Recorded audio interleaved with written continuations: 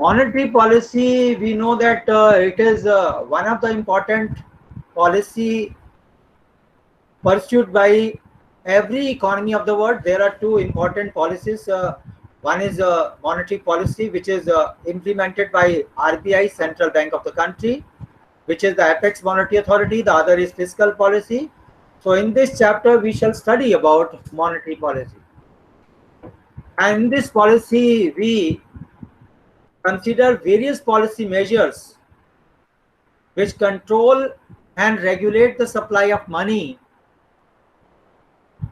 foreign exchange rate, cost and availability of credit. So there are two basic instruments that we are using while pursuing the monetary policy. The first one is rate of interest and the other is money supply.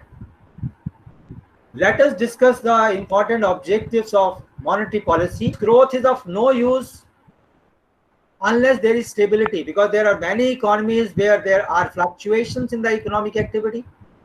Like today, we may face recession. Before 6 months and after 1 year or so, there may be boom or prosperity in the economy. So such growth is of less importance. So every monetary authority of the country wants that there should be a controlled expansion of money supply. So money supply should increase, which should give purchasing power to the general public, but it should not be uncontrolled. So there should be regulation on the uninterrupted expansion of the money supply.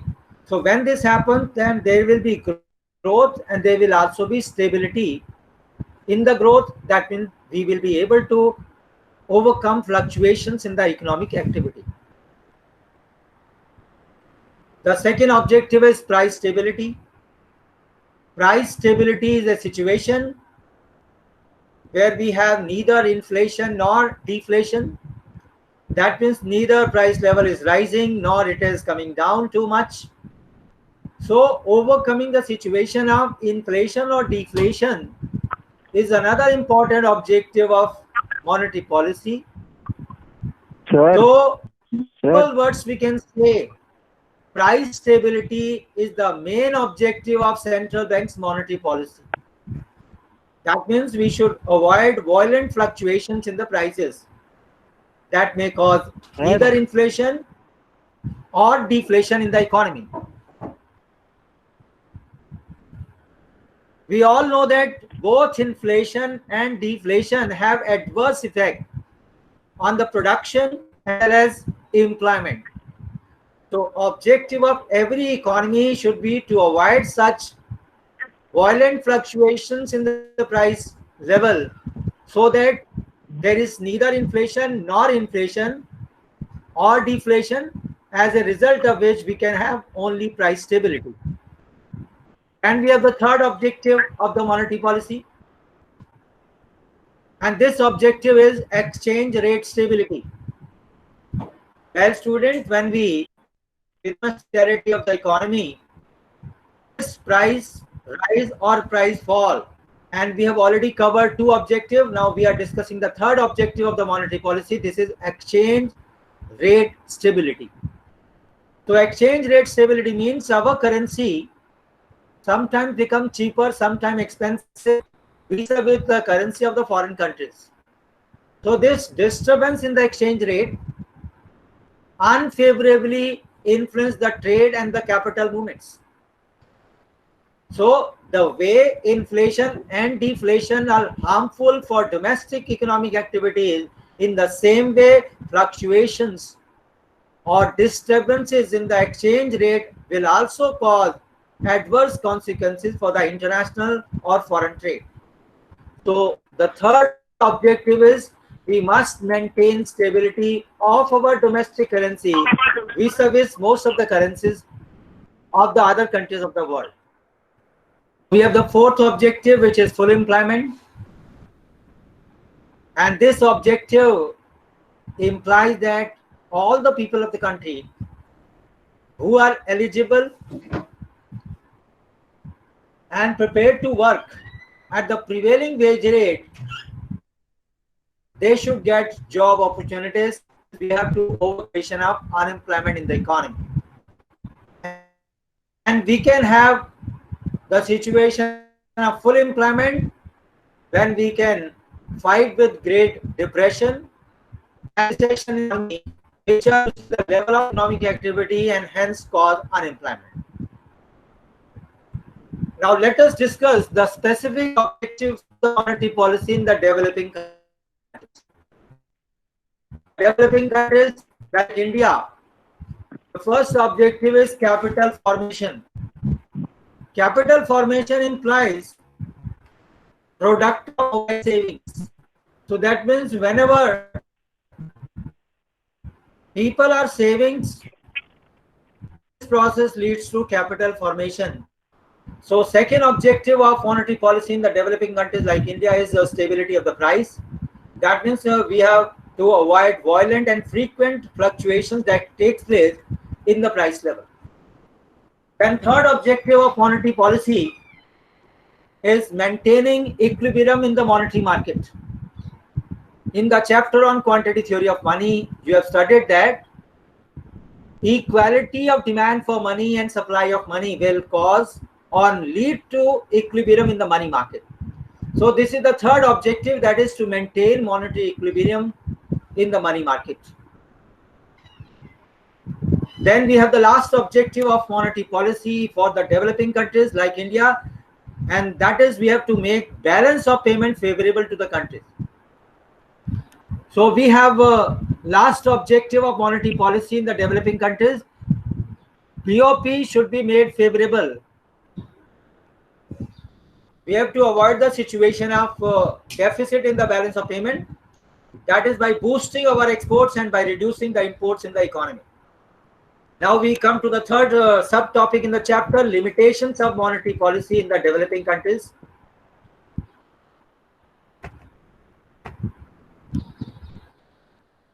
So there are some reasons why which the monetary policy may not be as successful in country like India as other countries. The first reason for failure or limitation of monetary policy is underdeveloped capital market. We all know that monetary authority has controlled over the capital market. These credit control methods which are adopted by the central bank of the country are effective only when we have well developed and well organized money market as well as capital market. But most of the developing countries do not have developed markets. We have now the second point, unorganized sector. In the case of developing countries, major part of the financial resources come from the unorganized sector. We all know that chit fund company or from gold merchants or from some other such unorganized sectors of the economy. And here central bank fails to influence the market rate of interest which is charged. The third limitation of the monetary policy, it is banking habits of the people are very poor. There are many people who do not maintain account with the banks, and this is the reason why the credit control policy of the central bank is not effective and people are not keeping their funds with the banks, because central bank has control over the commercial bank and over the banking system, over the capital and money market. So when money market or capital market is poor or banking habits of people are not strong, then there is going to be limitations in the monetary policy. Now last limitations of monetary policy is lack of cooperation by the commercial banks. The monetary policy will be successful only when commercial banks adhere to the guidelines, instructions, orders, directives which are issued by the central bank from time to time. In case commercial banks do not cooperate with the central bank of the country, or there is no coordination between the central bank and the commercial bank, the monetary policy will not be successful. We have the next topic, second topic for today. This is transmission mechanism.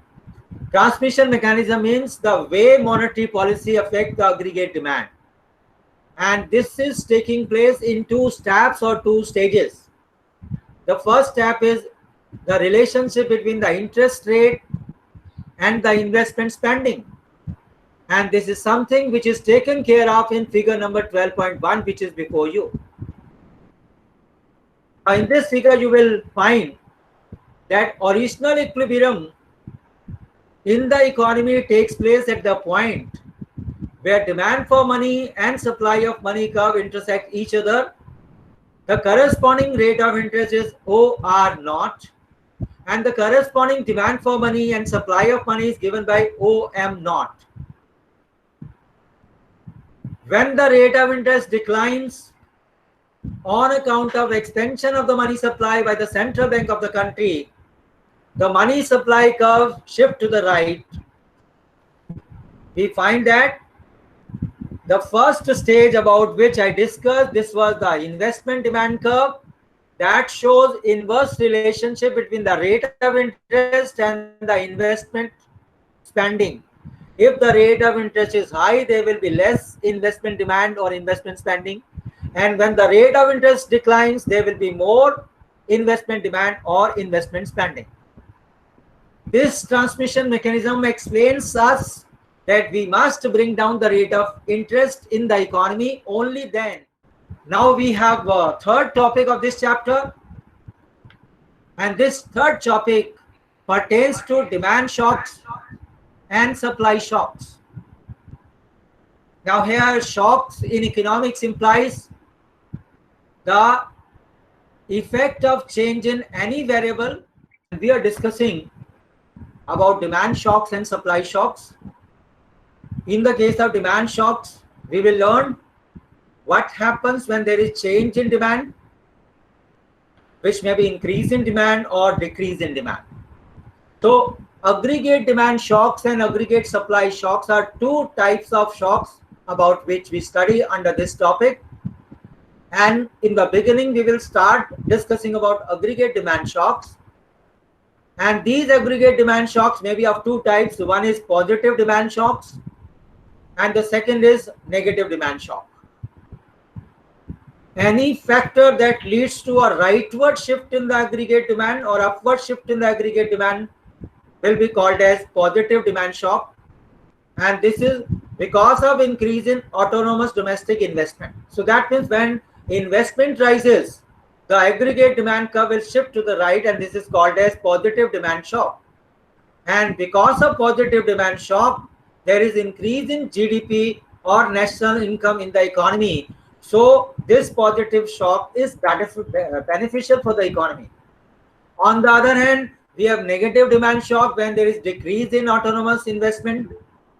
So when monetary authorities wants to reduce the aggregate demand, they will increase the rate of interest. With increase in the rate of interest, the investment will become very costly. And when investment become very costly, well, student, I am going to explain a question which is asked by one of the students, that why there is negative relationship between the rate of interest and the investment. Well, student, each one of you has studied about the law of demand in the 12th class as well as in the previous semester.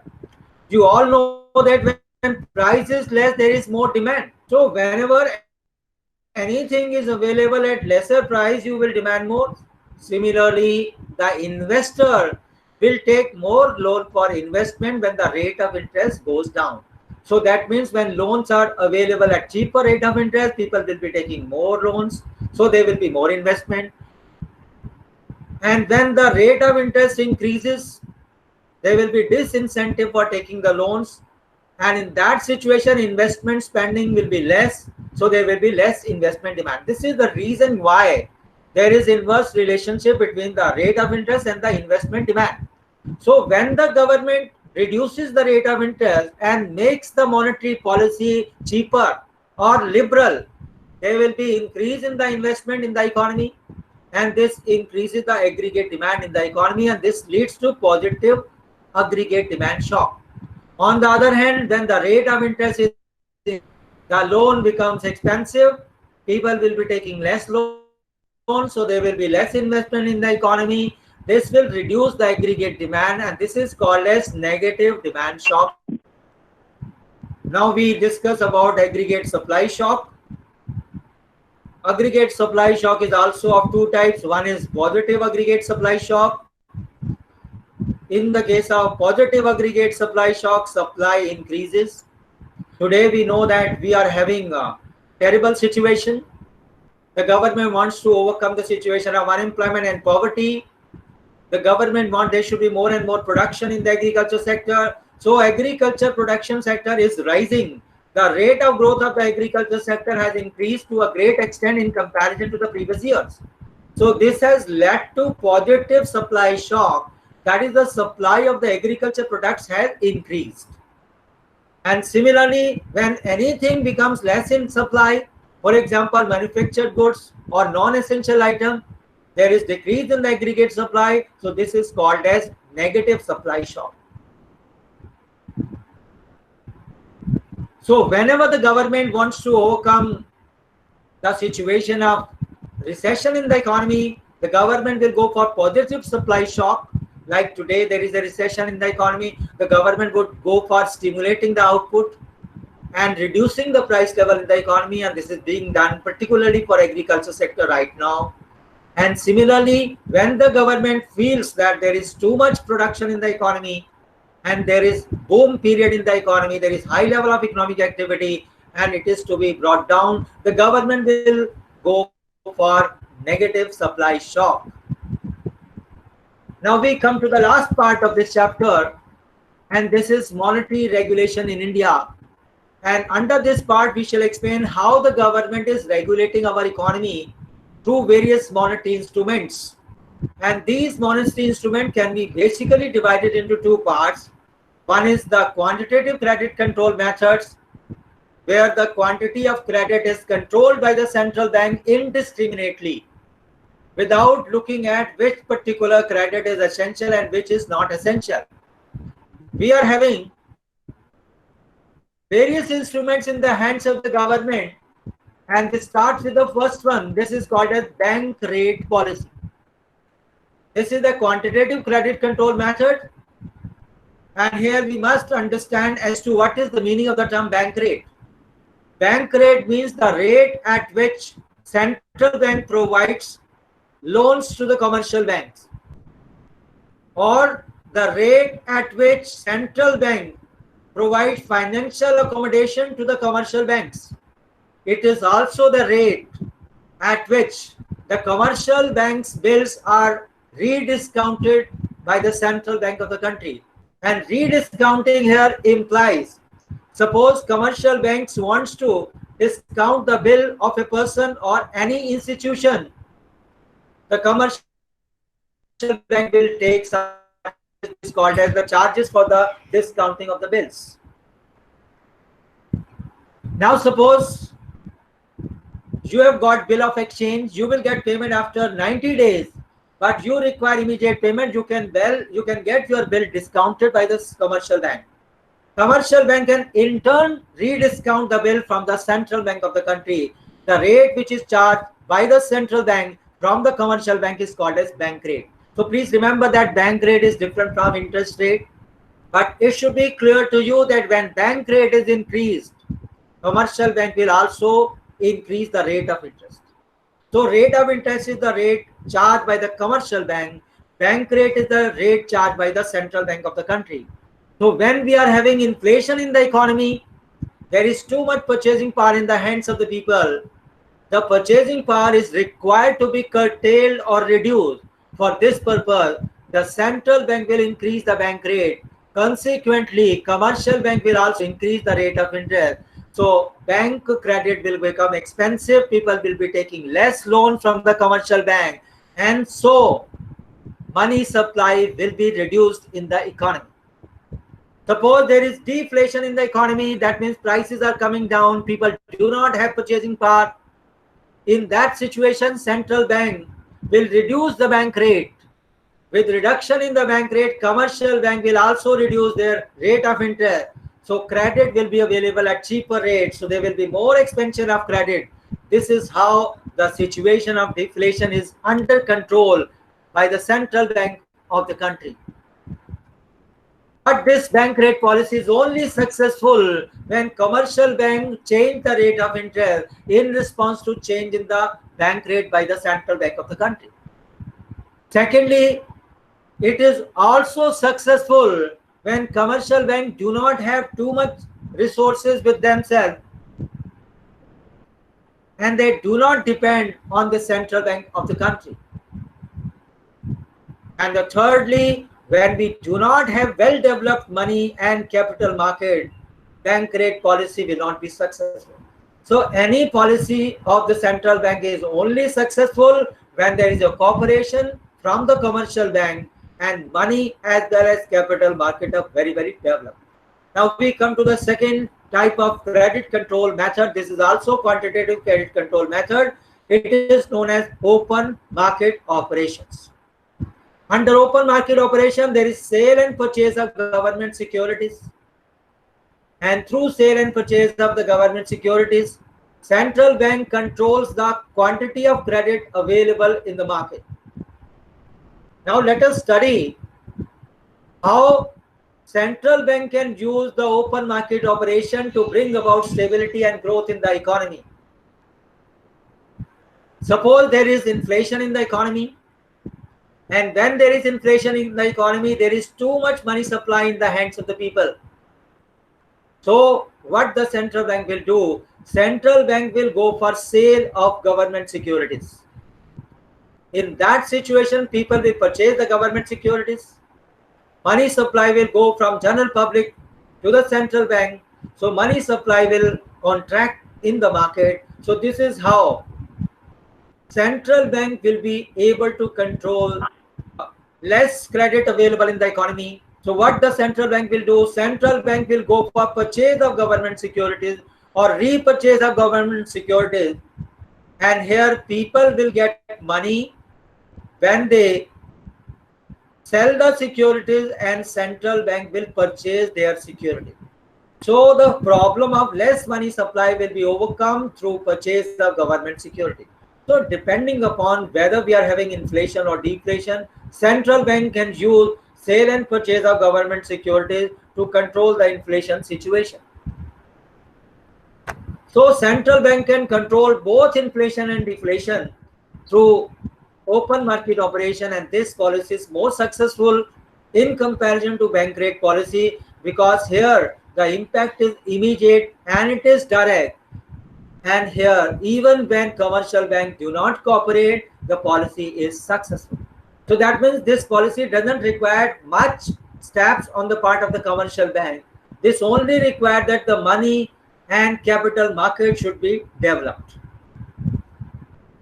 Now we come to the third type of quantitative credit control method.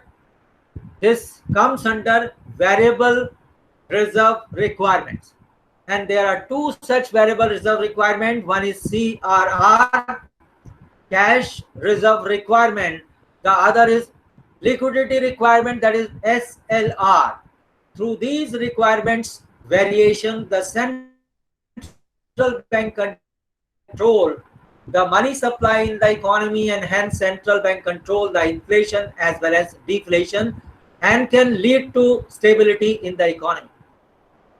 There are two more terms which can also be used, repo rate and reverse repo rate, and these are very frequently used by the economists and the financial newspaper. Repo rate means the rate at which commercial bank can provide financial accommodation from central bank to the commercial bank for very, very short period. This repo rate is slightly different from bank rate. In the bank rate also commercial bank are getting financial accommodation from the central bank, but bank rate is taken for a long period. Repo rate is for a very short period. Reverse repo rate goes in the reverse direction. When commercial bank are having excess fund, they can deposit the same with the central bank of the country. The rate which is paid by the central bank to the commercial bank is called as reverse repo rate. In order to boost our economy, which is in the grip of recession in the recent years, the central bank has reduced both repo rate as well as reverse repo rate apart from bank rate requirement. Now CRR means the proportion of cash which we required as a ratio of the total time and deposit liabilities. So CRR means the proportion of cash which commercial bank has to keep with the central bank in a proportion of time and deposit liabilities. When there is inflation in the economy, that means when people are having too much cash with them, central bank will increase the cash reserve ratio.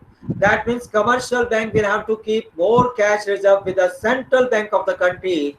As a result of which, commercial bank will be able to give less loans and advances to the general public. So during inflation, there is too much money supply in the economy. So credit availability is required to be decreased. For this purpose, central bank or reserve bank will reduce the cash reserve ratio. And when this cash reserve ratio is decreased, commercial bank will be able to give more loans and advances to the people of the country. So during recession, CRR should be reduced so that commercial bank have to keep less cash with the central bank and they are able to give more loans to the people. Like in the present situation, there is lack of money supply, people have less purchasing power. So during recession, during deflation, the central bank reduces the cash reserve ratio. In this situation, central bank will require less cash from the commercial bank, and so commercial bank will be able to give more loans to the general public. Same way, there is another requirement, SLR, liquidity requirement. So when there is inflation in the economy, SLR requirement is increased by the central bank, and that means commercial bank will have to keep more liquid asset with them and they can give less loans to the general public. But when there is deflation, purchasing power of the people is less, so central bank will reduce the liquidity requirement, and in that situation commercial bank will have to keep less liquid asset and they can give more loans and credit to the general public, and so deflation situation can be overcome. The problem of lack of purchasing power in the economy can be overcome. Now we come to the selective credit control method. Selective credit control method means where control of credit is not indiscriminate.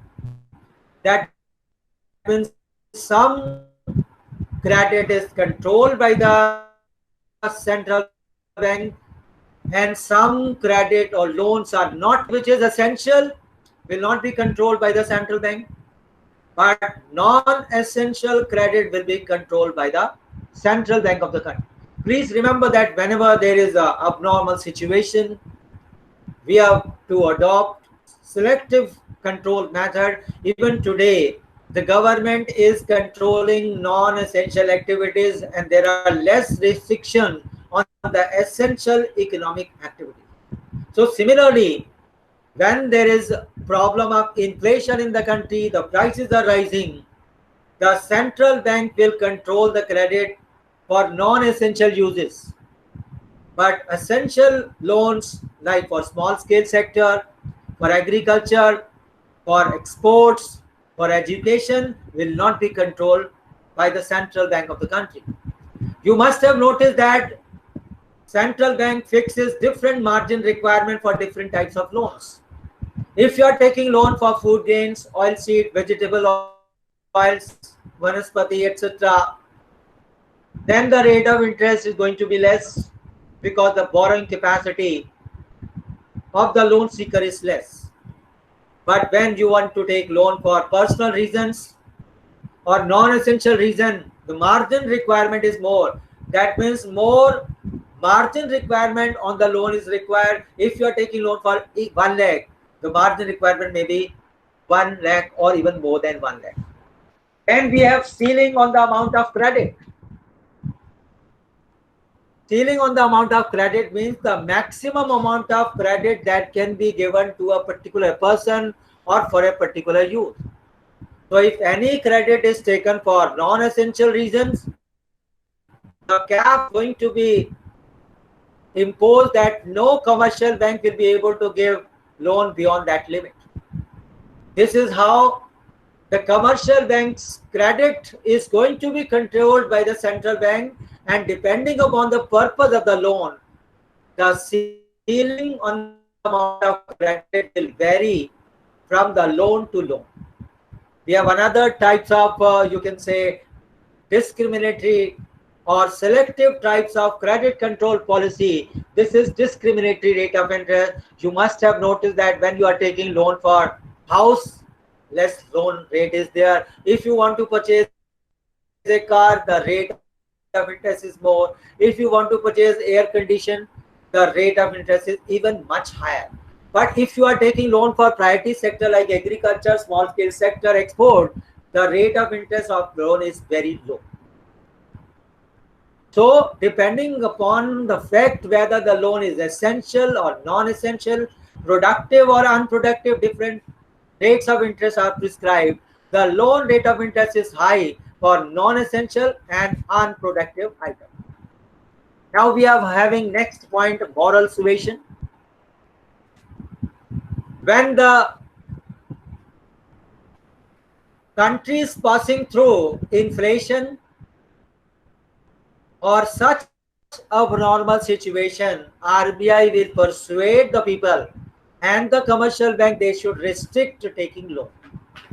And similarly, when there is deflation in the economy, then RBI will be more liberal. It will persuade the commercial bank to be more liberal in giving loan. So depending upon the economic situation, the Reserve Bank can use moral suasion or request policy to direct or to advise in which situation more or less loan should be given in general. Then we have credit authorization scheme, which is the last point. Whenever we take loan from the commercial bank, there is need for authorization from the apex branch or apex authority. So whenever there is inflation situation, this authorization requirement is going to be there, and this requirement is going to be there particularly for non-essential use.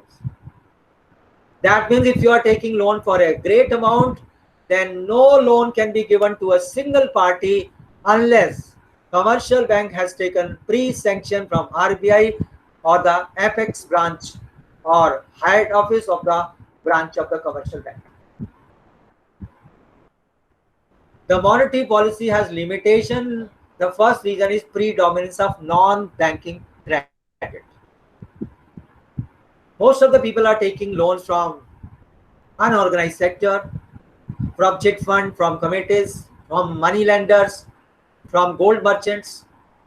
So because of this predominance of non-banking credit, the effectiveness of central bank control is less, because central bank can control only banking credit and not the non-banking credit. The second limitation is black money. Whenever there is a black money, that is unrecorded transactions. These are the outside the ambit of the Reserve Bank's monetary policy. So because of existence of black money, the control is going to be very limited as well as monetary policy is concerned by central bank of the country. The third is underdeveloped money market. We have already pointed out that in developing countries like India, money and capital market is underdeveloped. So the success of the monetary policy is very less. It is very weak. And then higher proportion of currency. People are having very poor banking habits. They are using currency for most of their transactions. That is why central bank monetary policy has limitation. As there is improvement in the banking system, which is taking place over time, and people have started using more and more credit instrument. So the effectiveness of the monetary policy has increased. In the last one point, I would say monetary policy and fiscal policy should be used together. That means monetary policy alone will not be successful, particularly to control deflationary situation or recession or depression. Monetary policy is not successful. Monetary policy can easily control inflationary situation. It can control boom period or high level of economic activity, but monetary policy fails to control depression. This was for the first time realized by Keynes during 1930s recession, that it was fiscal policy that could help in controlling the fluctuations in the economic activity, that is recession. So fiscal policy is more successful to control recession, to control pessimism in the economy. And moreover, I should say the effects of fiscal policy are direct, but the effects of monetary policy are time consuming. These are indirect. It is best that we should use both monetary policy and fiscal policy together.